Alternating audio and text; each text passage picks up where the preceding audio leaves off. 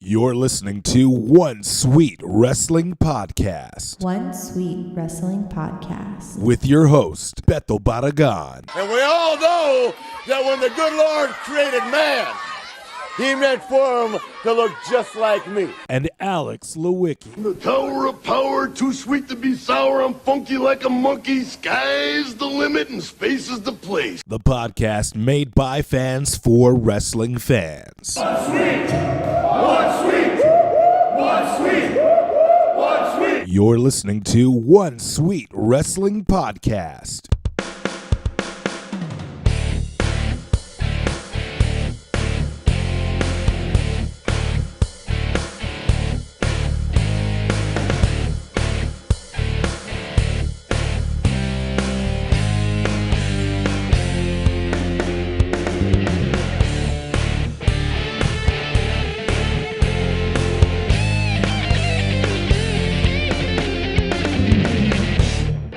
All right, you are listening to One Sweet Wrestling Podcast. That's right, we're back with episode 2. I am the one, the only, Beto Barragan, and with me as always, Alex Lewicki. You thought you could get rid of us.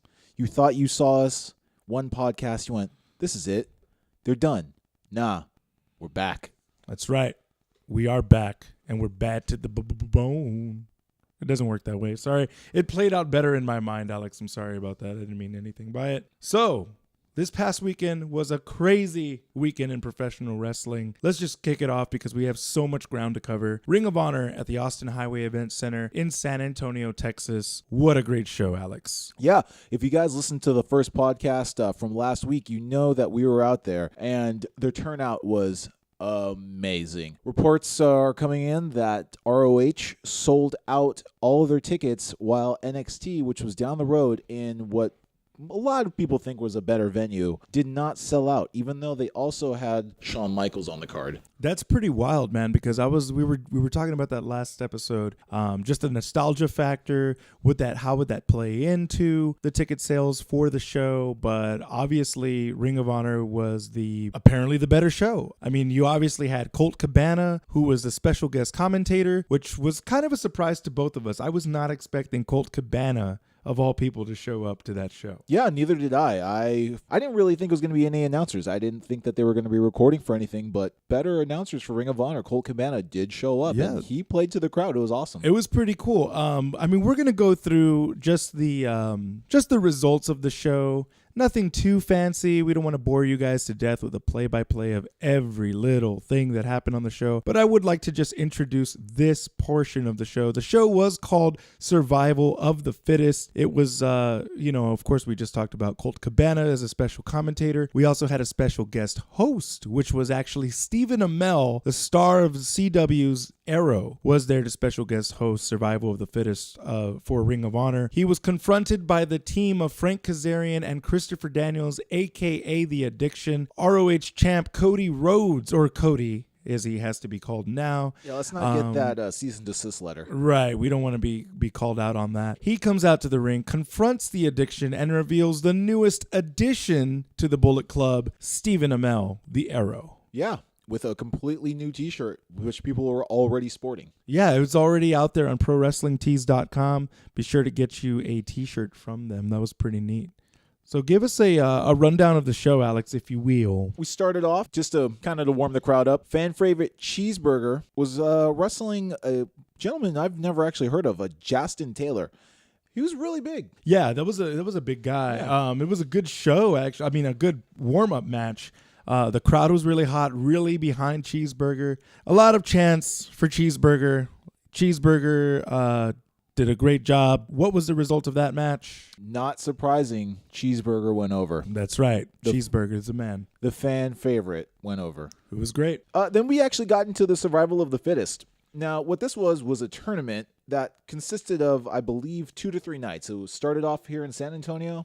Next, it went up to, I believe it was Dallas. Yeah, it was correct. And Dallas. then I believe the last of the weekend was up in Oklahoma City. The first of 3 matches that we had were Silas Young against a relative newcomer to me in the name of Josh Woods. Now, from what it looked like was Mr. Josh Woods actually was a professional MMA fighter at one point. He definitely had that feel of an MMA fighter. He had the look, obviously. His stance was kind of a shoot style against the veteran Silas Young, which the two actually complemented each other. Hard hitting action. It looked like these two guys were beating the crap out of each other. Yeah, it was a really good first match for this tournament. The newcomer to me, Josh Woods, who kind of looked like Zangief from Street Fighter 2. Yeah. I mean, complete from the mohawk all the way down to his ring attire. He put up a really good fight up against Silas Young. I was really impressed with him, but it looks like we're going to be seeing a lot more of him, and I hope he progresses over the years. So the result was Silas Young defeated Josh Woods. No big surprise for me. Impressed me, really. Had a very Stan Hansen feel to him. Yes, absolutely. He's a very old school type bruiser. I want to say he's still relatively young, even though he looks old as leather. But Mr. Silas Young definitely went over. Next was our Shane Taylor against the Beer City Bruiser. My new favorite wrestler. I knew it. I knew it was going to happen. The big man that can move. It was the second of our Survival of the Fittest tournament matches. What'd you think of this? I thought, when I saw Beer City Bruiser, I just kind of thought, okay, here's another big guy who's just gonna manhandle this other guy. But both guys are pretty big. But Beer City Bruiser pulled out some moves that I was actually very surprised at. He did a nice little suicide dive off of the apron onto the floor, and he landed pretty hard. I mean, Silas Young was out there to support him. I thought it was a good show all around. I think there was both men really pulled out the stops, but it was an overall really good match. Yeah, Shane Taylor, very similar in size to Keith Lee. If you're not familiar with Keith Lee, do yourself a favor, look on YouTube. Very agile big man. He's definitely going to be somebody you want to keep on your radar if you're not familiar with the independent scene. Keith Lee. But Mr. Shane Taylor, great job, my friend. He actually went over on the Beer City Bruiser by a single punch, I believe. Dig it. Yeah, it was fantastic. Overall, I love the match. Beer City Bruiser continues to be one of my favorite wrestlers. He's just a big dude who can move, and he carries around a keg to the ring. So points for that. Yes. So the last of the matches for the Survival of the Fittest tournament was Punishment Martinez against one Mr. X Black Machismo, Jay Lethal. I had a good time with this match. I really enjoyed it. Punishment Martinez surprised me, actually. I saw Punishment Martinez. I see him. He's a big guy, very tall in stature, kind of lanky. Super agile. Yeah, very agile. He looked like he had some type of martial arts training. He was throwing what looked to be some taekwondo kicks that were really, it didn't look like amateur. You could hear some wind behind those kicks. I mean, he was going, it looked like he wanted to take Lethal's head off. Of course, the veteran Jay Lethal, really quick, light on his feet, really good spots between the two. They seemed to work very well together. I was actually surprised at the pairing compared to the styles. But overall, I think it was a great match, and I believe that Punishment Martinez was the better man in this match, really. Yes, it did last a while. I'm sorry we couldn't bring a stopwatch to tell you exactly how long this match was, but it went in excess of at least 10 to 15 minutes, and it was action-packed the entire time. And the crowd was into it. Yeah, I believe that both of these gentlemen have been in Ring of Honor for at least 5 years, so they're very well recognized by the Ring of Honor talent and crowd. So, Punishment Martinez actually went on to defeat Jay Lethal in a very, very impressive match. So next up, we had the Kingdom in Matt Taven, TK Orion, and Vinny Marsaglia defeating Search and Destroy, Alex Shelley, Chris Sabin, also known as the Motor City Machine Guns, and one Jonathan Gresham. Truth be told, it was a good six-man tag team. Not the best. I could have gotten a burger, watched it. Wasn't really anything special. Yeah, a lot of people were actually getting up to go grab beers. It was a good match. It was decent. I enjoyed it. A lot of spots in there that to me were kind of questionable with, I believe it was Alex Shelley kind of going for the nether regions and one of his opponents. I didn't really care for that spot. To me, it was just kind of like a cheap little pop just to kind of get the crowd back into the match. Not something that I would try to do if I was a professional wrestler. But then again, I am not a professional wrestler. Well, so the other problem that you have with doing anything to do with a a gentleman's private area, if we're going to be PG here. Yeah. You also had Joey Ryan on the card. So anything to do with somebody's area of the nether region is immediately going to be looked at as like, well, you're just doing a cheap Joey Ryan imitation. Yeah, and you kind of if you're gonna do that, you got to be Joey Ryan, which is basically his spot that he does. And it's just kind of a cheap imitation. But let's just, to be honest, this match was decent. It was fun. The crowd seemed in and out of it. However, there were some good high spots from the Motor City Machine Guns, which they never disappoint when it comes to their high spots. No, it was a good match. The Kingdom went over. Not much I can say. I don't really remember too much about it because honestly, I wasn't super into it. From there, we actually broke off into an intermission. Intermission was fun. Would you like to tell them the story? I will tell the people a story because they deserve a great story. So we went to this show with the full intention that we were going to meet the Young Bucks. Now, the line for the meet and greets were crazy long, and I have to be honest, I just didn't want to wait in line at the time. I was just kind of like, well, okay. But the coolest thing in the world that I kept looking back as the match was going on, Kenny Omega was still at the meet and greet table throughout the most of the better part of the event. To me, watching Kenny Omega, who is arguably the best wrestler in the world today, signing fans' autographs, hanging out, taking pictures for the fans, that to me was just an awesome thing to see because, as you were growing up, you never really saw these wrestlers doing this for fans. So, of course, it's an independent show, so, you kind of have that element there. But got to go and wait in line because the line was kind of getting shorter at the time, and waited my turn, and I got to meet the one Kenny Omega. Dude, I was frozen. I was scared, shaking in my boots. I don't know why. Dude, I was a little starstruck. Truth be told, you don't get flabbergasted or No. starstruck too often.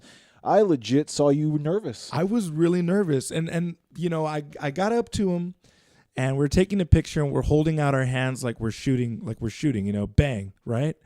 And I'm talking to him, and I said, I have a question. What's your question? That's my cheap Kenny Omega impression. We're going to work on that. So what's your question? So, well, we have a podcast. It's called One Sweet Wrestling Podcast.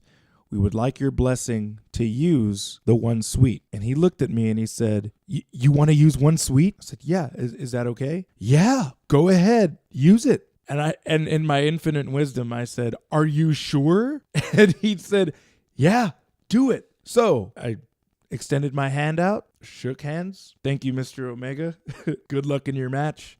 Thank you very much. It's greatly appreciated to have your blessing. So we are not affiliated with the Bullet Club. We said that in the first podcast.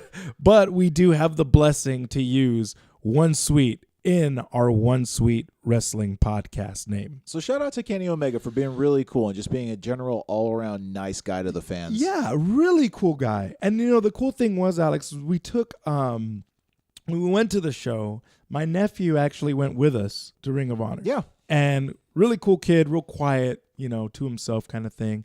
He got to meet Kenny, and he also got to meet Cody. And he asked Cody, hey, what do you think of Starrcade? Well, truth be told, Cody tells us that he was offered to wrestle at Starrcade, but if it's not a network special, that he wasn't going to do it. And Starrcade's in 2 days. Starrcade is actually in 2 days. So you've heard it here. It's true. WWE did offer Cody Rhodes to go to Starrcade. Obviously, Starrcade's a creation of his father, the late, great Dusty Rhodes, which is kind of like, wow, really, guys? And you're not going to put it on the network? Take care of the guy. Well, it's similar to what they did with a pay-per-view that happened this past week, which we will be going over in more games. Right. So it looks like they're trying to get back on his good graces, or at least have him, kind of be cool about them using Dusty's old products. So Intermission's over. Intermission's over. Next match, Deanna Purrazzo against Britt Baker. Sleeper, I'm sorry. I couldn't. It couldn't hold my attention. I saw a lot of botches. You were also thinking about Kenny Omega talking to you. Yeah, I was. I was still starstruck by that. Truth be told, it was a good match. It was just in the wrong position of the card. If they put it on the first or second match just to warm up the crowd, I'd be completely into it. But to have it after a 6-man and an intermission when everyone's kind of still trying to reel themselves into the matches again, Right. maybe not the best idea. Yeah. Real quick match. Deonna Purrazzo went over on Britt Baker. I can't tell you too much about this match either because, honestly, my mind was elsewhere. Right. Next, the sleeper match of the night for me. Tag team match between two gentlemen from CMLL, Esfinge and Rey Comita, against the Dogs in Rhett Titus and Will Ferrara. A sleeper match? A sleeper match. This Yeah, was a I could sleeper see match. that. A lot of people did sleep on this one. I don't think many people were expecting it to be as, I guess, fun as it was. Yeah. I would say it was all that I was looking forward to. The two gentlemen from CMLL, and if I'm butchering your names, I completely apologize. But you guys put on one hell of a show. I think my favorite in that match was actually Esfinge. Yeah, Esfinge threw, I want to say it was Esfinge, but he threw a corkscrew onto, who was it? The other two, no, all three competitors besides him. It was a good match overall. A lot of Mexico chants, a lot of high spots. It was really fun. I think a lot of people just enjoyed this being at San Antonio. Just a fun all-around match. So after that, we had our third it was the third to final match of the night. King Kenny up against the one, the only Joey Ryan for the ROH World Television Championship. What a fun match. That's all I could say. It was really fun. Yeah, I think the crowd involvement was really good. A lot of expletive spots. Touch it. Let's just say that, okay? But it was good. I think a lot of people had a good time with the match. Joey Ryan, however, fails. I guess he just loses the match. But overall, it was exciting. It was fun. I think a lot of people were into it. The crowd was hot. I don't think that there was a dull moment in this match. And if there was, Joey Ryan definitely made sure that people were entertained through this match. Yeah, he's a great showman. I think he's going to be one of those people within the next couple of years you're going to see him in WWE. Unfortunately, he's not going to be the character that we saw him as right now, but he's definitely going to be in there. He's a fantastic showman. Right. So real quick, Joey Ryan got beat by King Kenny. It was for the World Television Championship. Maybe we'll see this down the road. Maybe not. Not sure. Second to last match, and my personal favorite, Dalton Castle against Marty Scurll. What a fun match. I had never seen Dalton Castle wrestle, but Dalton Castle is very entertaining with just the way he moves, with just the way the pairing of Marty Scurll and Dalton Castle, you couldn't have written anything better because you have one guy that just acts like this flamboyant. Almost like a Goldust. Goldust, he's like a peacock, yes, He's got exactly. this style to him, and he's just, look at me. And I think one of my favorite parts or favorite spots in the match was when he jumped up on the top turnbuckle, looked at the crowd, and yelled, "I'm going through stuff." There was a lot of really funny yelling at that match. My favorite, actually, was Marty Scurll. Forgot what he did. I want to say it was a suplex. Turned to the crowd, flexed, and just yelled, "I am very strong." Yeah, that made me laugh so hard. And then the crowd reacting, "You're very strong. You're very strong." Hot crowd. It was a hot crowd. If you missed this night, it was nothing short of amazing, really. So Dalton Castle actually went over on Marty Scurll. I believe it was because there was no title up for stake, and they want to make Dalton Castle look like a contender again. Right. So, you go over on one of the guys in the Bullet Club, that puts you in a seat, for sure. Of course. And really, at the end of the match, he did yell out "Final Battle." He did yell out "Final Battle." So he is ready to go. So, the last match of the night. Everybody was looking forward to this. Everybody. I know I was cheering. 90% of the people in that crowd were wearing Bullet Club t-shirts. The Bullet Club. Get ready for this lineup, ladies and gentlemen. Stephen Amell, the Young Bucks, Kenny Omega, and the ROH World Heavyweight Champion, Cody. Going up against The Addiction, Christopher Daniels and Frankie Kazarian, Scorpio Sky, and Mr. Where Do You Think You're Going, Flip Gordon. All I remember for the most part about Flip Gordon was the chants, "Go home, Flip. Go home, Flip." Hey, if anybody knows where he got that shiner on his eye, let us know. Yeah, that was interesting. He had a really nice shiner on his eye. It was big. It looked like it started shutting. Yeah, it looked like it hurt. Great match. Spot fest. Spot fest, and the Bucks had it looked like everyone was having a good time in this match. The Bucks did it's the Young Bucks. Enough said. You could basically pay for them and be your money's worth. Yeah. Cody did a great job. They did the 10 boot spot, which I loved.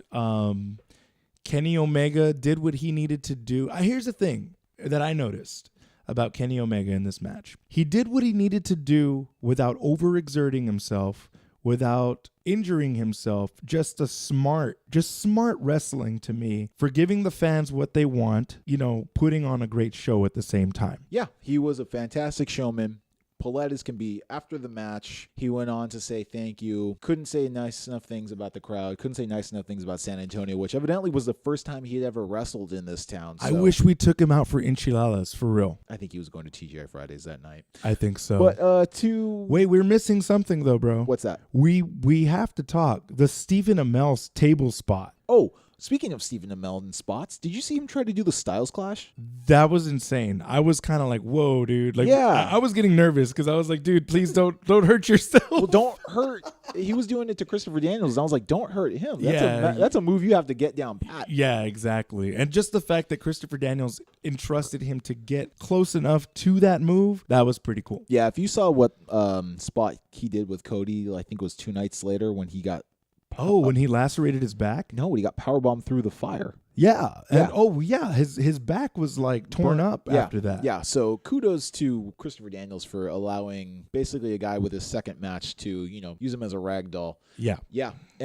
Melter, almost a Melter driver, but it was more of, I think they called it the Arrow driver. Something like that, yeah. It was awesome. It was cool. But it was fun. The Bullet Club, obviously, fan favorites, did go over against the team of Flip Gordon, Scorpio Sky, who evidently, during the match, just decided to leave. Oh, yeah, because everyone told him to go home. Yeah, so good on him for listening to the crowd. He was smart. It was a fun match. Kudos to the Bullet Club. Kudos to ROH for putting on a fantastic show. Yeah, I think those people of San Antonio really enjoyed it, and I think that they would very much appreciate another go-around with Ring of Honor. ROH, please come back. Alex, I want to party. You know where to party? I think I do. El Luchador. El Luchador. If you're looking for a place to hold your next holiday party, book El Luchador. They'll make all your dreams come true. They're located on 622 Roosevelt Street in San Antonio, Texas, in Southtown. Just go ahead and email them for more info at luchadorsa@gmail.com or hit them up on Facebook at luchadorsa. It's one of mine and Alex's favorite places to party. They've got great drink specials, a friendly staff, live music, loteria nights, various trivia nights. What more do you need? So again, hit them up on Facebook, email them at luchadorsa@gmail.com to host your next holiday party and tell them you want to party at El Luchador. So speaking of El Luchador, just so everyone knows, we want to just announce it here first. At El Luchador, we will actually be hosting a wrestling trivia night, and that'll begin on January 26th, the weekend of one of the greatest spectacles of all time, the Royal Rumble. Yeah, bring your Lanny Poffo genius caps. If you think you know anything about wrestling, come down. Yeah, we don't even care if you were a fan back in the 90s. Hey, just come on out, have some fun with us. It's going to be great. So, our next subject. War Games? War Games. Dude, what a great show. There are 3 specific matches I want to talk about. Let's do it. The first of which, Aleister Black, who is now my new favorite wrestler, against Velveteen Dream. I had heard so much good things about this match before I watched it, and it did not disappoint. Aleister Black is the man. That match was so stiff. I can't wait to see him come up to the main roster or go into Shinsuke. Dude, yes, exactly. By God, I've seen Aleister Black wrestle before on NXT, like on some of one of the shows or something, and he does wrestle pretty stiff. His kicks are fierce. I think that his knees could probably rival that of Kenny Omega's. I'm gonna be that bold to say that.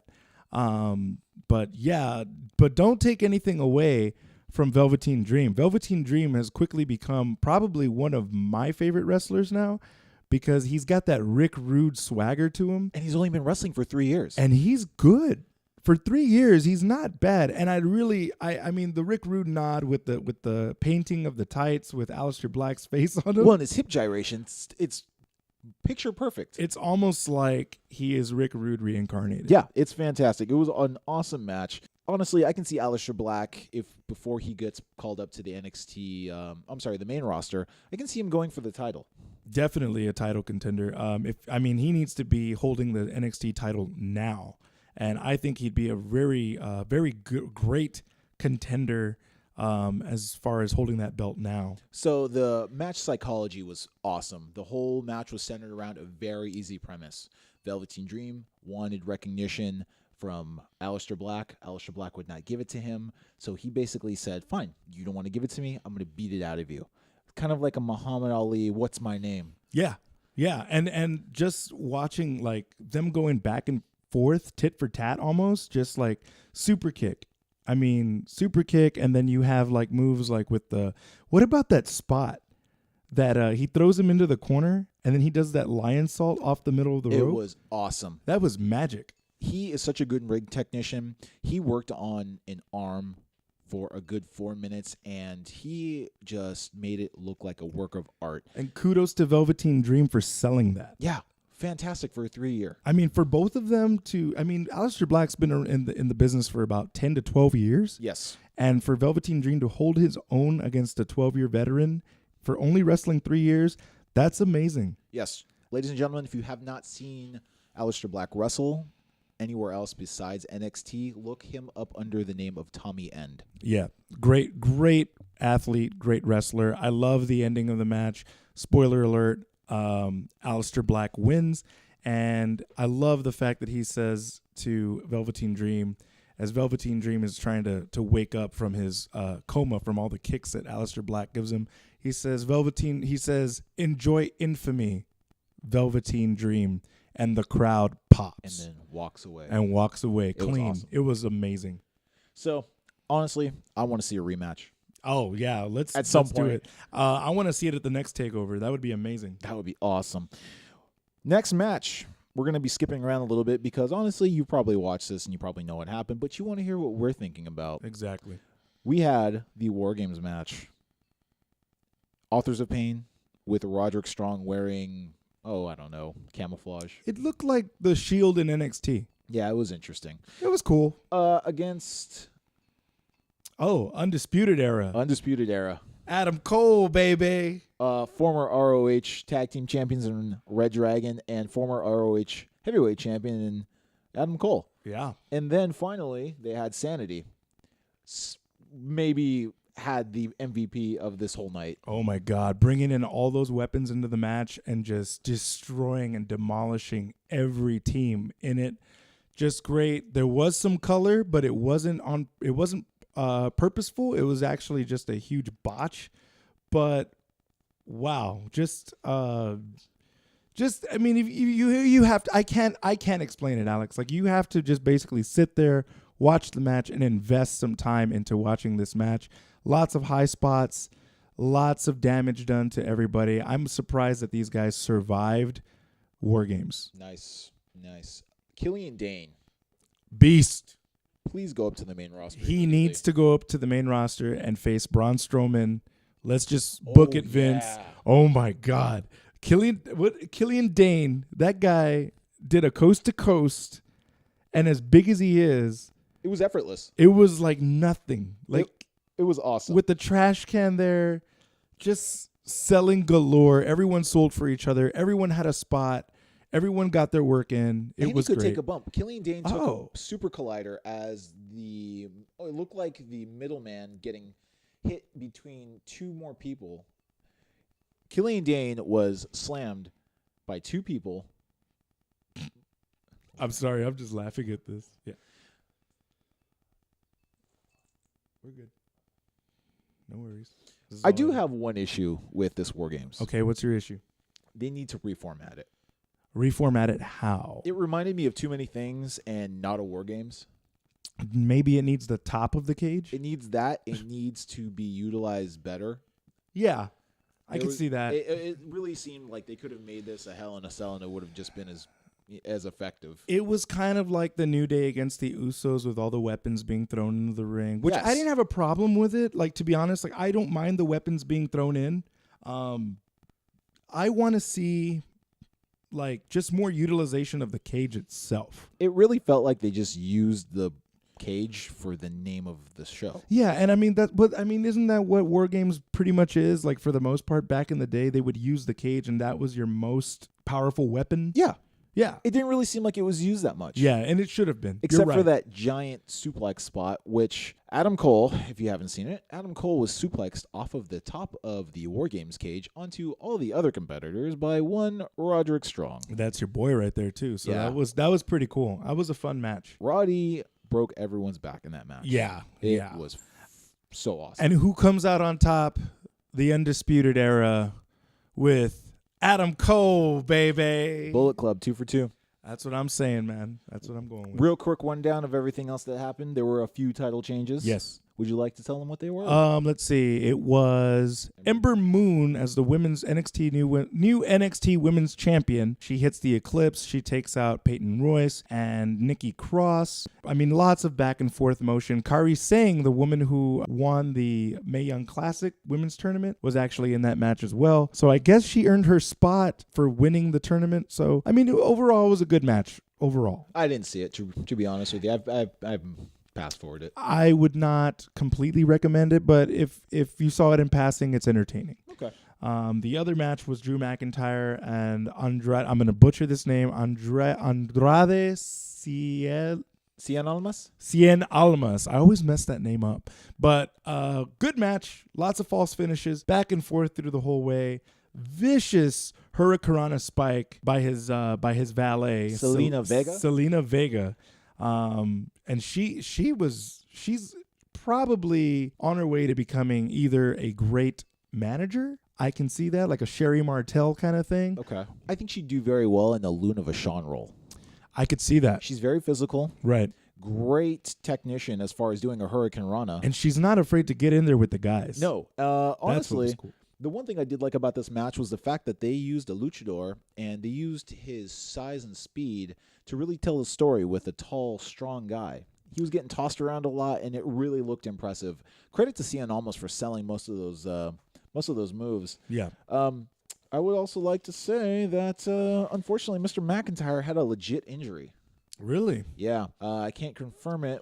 Exactly what it was? I want to say it was his bicep, but he looked like he really messed himself up, and he's going to be out for about 6 months. Oh man, well, get well soon, Drew McIntyre. Yeah, Drew Get McIntyre, well. if you're listening, and I think you are, get well soon. But that means that Cien Almas did come out on top, and he is the new NXT champion. So I'm really looking forward to seeing who he's going to get paired up with. And truth be told, we might even find out tonight. It is Wednesday, and After all, yeah. it is Wednesday. So when I get home, I will be watching NXT, and we should have an update for you soon. I might actually jump on that NXT as well. Maybe Aleister Black.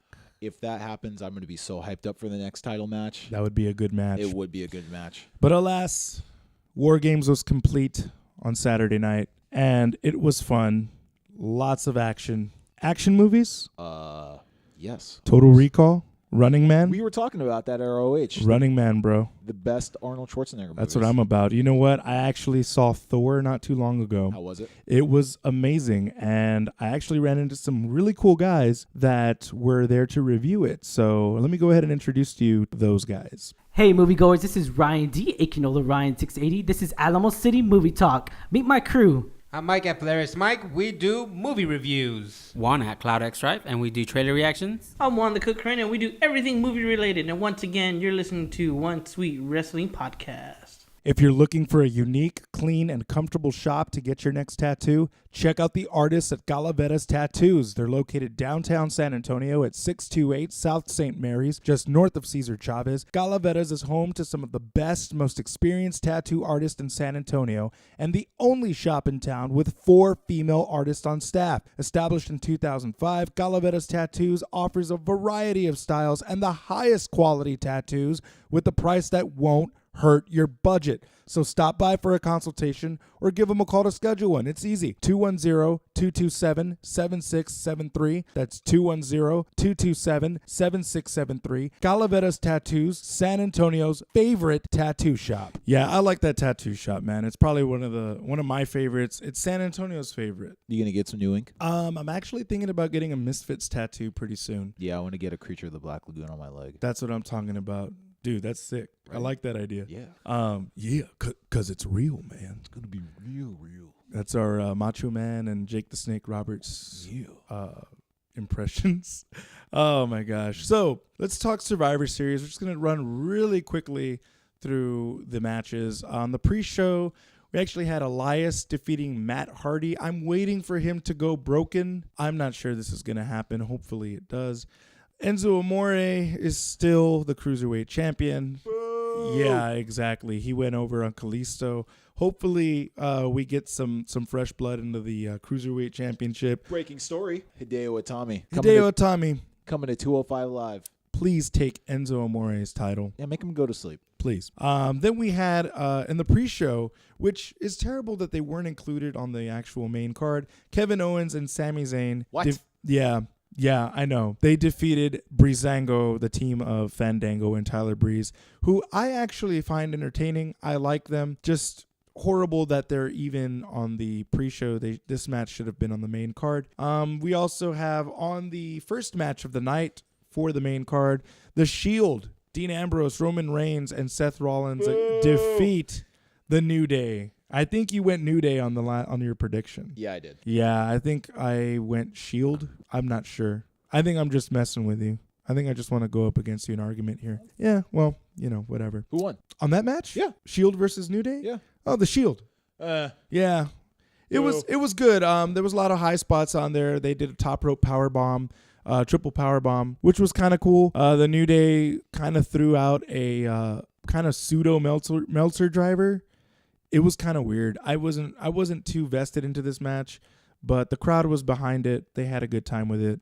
Houston had fun with it. I'm just waiting for another Shield breakup. It's gonna happen. Yeah, especially since Dean and Roman are Grand Slam champions and Seth isn't. Maybe that might be another callus to be that, right? Yeah. It would be fun. Yeah. Would be interesting. So then we have after that match, we have a cheap warm-up speech by Stephanie McMahon for the Raw women's team. It was just cheesy. It was just really cheesy. But the women's match was surprisingly pretty decent. The crowd was very much behind Nia Jax. They were not happy that Becky Lynch was the first one to be eliminated in the match. The crowd was really hot. I would have put Tamina Snuka out first. Yeah, Tamina actually lasted a good while. They had a nice little spot with Nia Jax and Tamina going one-on-one because they were considered family because of the Samoan family.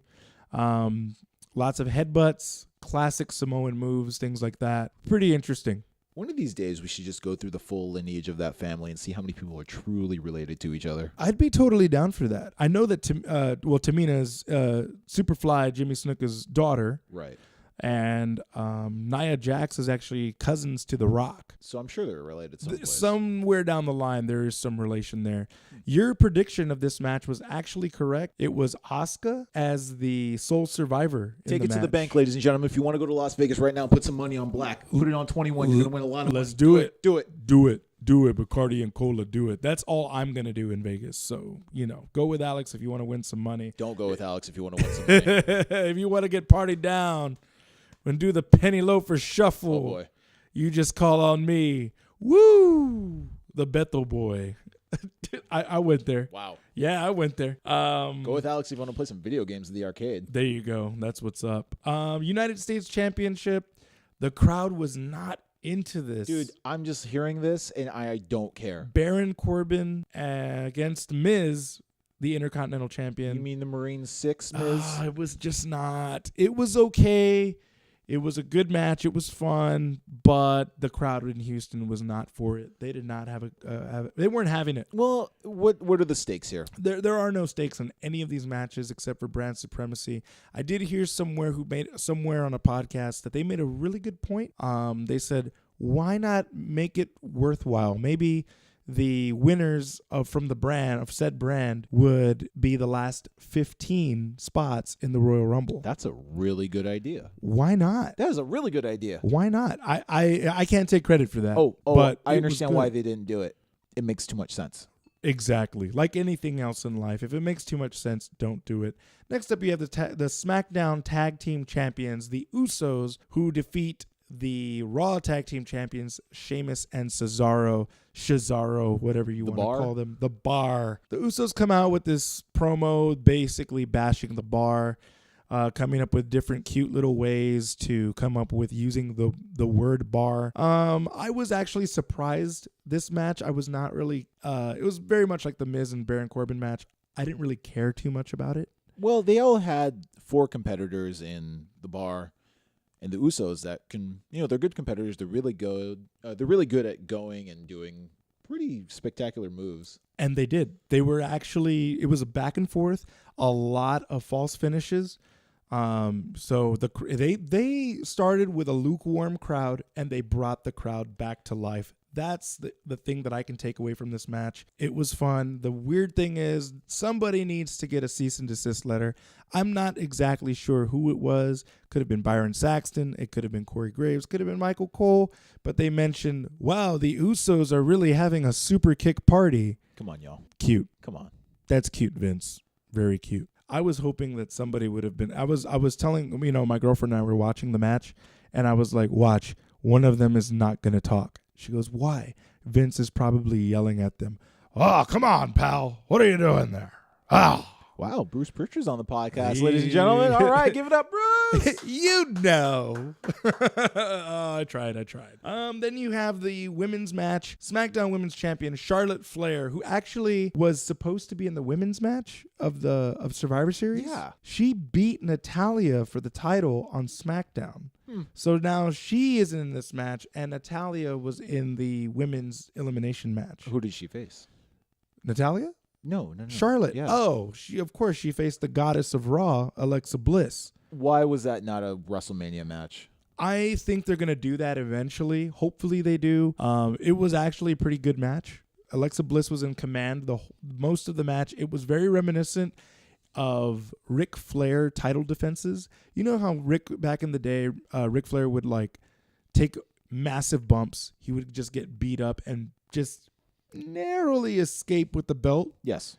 That's how this was. And it was great. It was magic. If you are a fan of women's wrestling or just a fan of wrestling, watch this one. I'm going to say it's up there with one of maybe, I'm not going to go as far as to say Bret Hart versus Shawn Michaels Iron Man match, but as far as the technicality of it, it's close. A far second, but it's pretty close. I'll have to go back and take a look. Yeah, take a look at it if you have the time. It's worth checking out. And then you had the Universal Champion Brock Lesnar versus the phenomenal AJ Styles, who is the WWE champion. Now, I did see this match.